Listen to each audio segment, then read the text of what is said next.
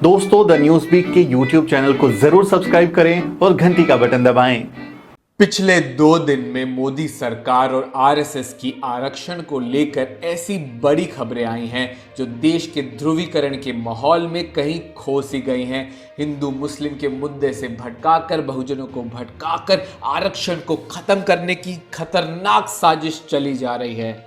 एक तरफ तो मोदी सरकार ने संसद में कहा कि सरकारी कंपनियों का निजीकरण होने के बाद उनमें आरक्षण नहीं लागू होगा, नहीं लगेगा। अपनी पोल अपने मुंह से खोल रहे हैं देश के संसद में ही। वही राष्ट्रीय स्वयंसेवक संघ के जनरल सेक्रेटरी दत्तात्रेय होसाबले ने कहा है कि आरएसएस आरक्षण के सपोर्ट में है, समक्ष है, समर्थन है। जब तक समाज में असमानता रहेगी, आरक्षण रहना चाहिए।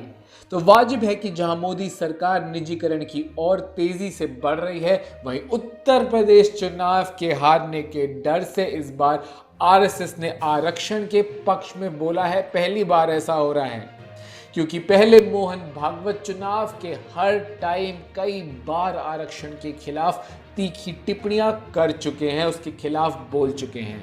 आपको ये यहाँ भी बता दें कि इसमें दत्तात्रेय होसाबले जो है आरएसएस के जनरल सेक्रेटरी, जिन्होंने आरक्षण के पक्ष में कहा है, दरअसल वो मोदी के एक्चुअली करीबी माने जाते हैं। तो अब दो ही विकल्प बचे हैं बहुजन समाज के पास, या तो निजीकरण की बढ़ती नीतियों को रोका जाए या प्राइवेट सेक्टर में आरक्षण के लिए मुहिम चलाई जाए। पूंजीवाद के इस दौर में जहां दुनिया भर में निजीकरण का डंका है, तो हमें भी उसमें आरक्षण और अन्य सकारात्मक नीतियों की मांग करनी चाहिए भारत में भी।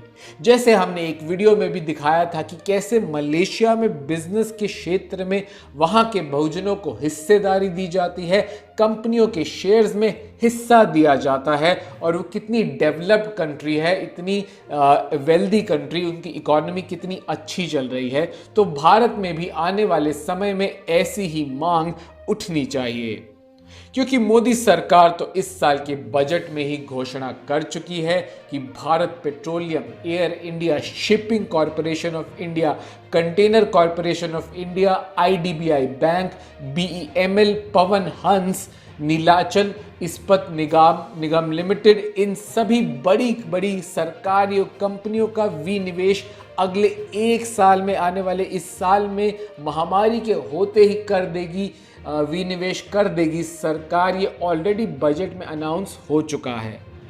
आपको यहाँ भी बता दें कि अभी सरकारी कंपनियों में लगभग 50% SC ST OBC कर्मचारी हैं, 17% शेड्यूल्ड कास्ट से हैं, 10% शेड्यूल्ड ट्राइब से, 22% अदर बैकवर्ड क्लासेस से।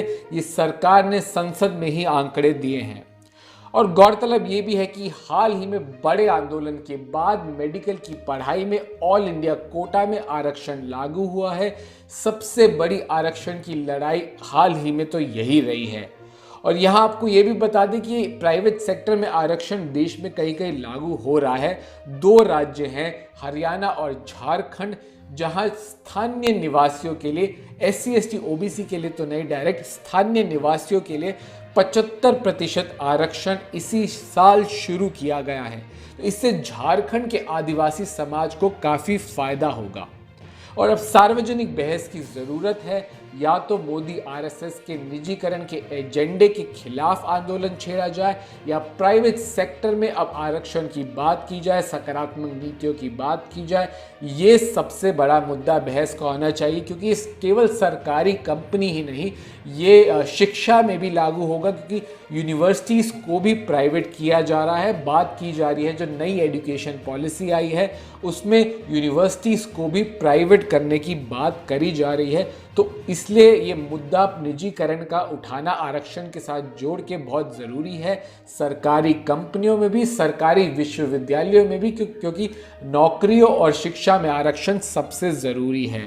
तो एक पक्ष चुनकर उस पर आवाज़ उठाने की, आंदोलन की बेहद ज़रूरत है। और उत्तर प्रदेश चुनाव के आते हुए ये एक अच्छा प्लेटफॉर्म भी है आंदोलन का।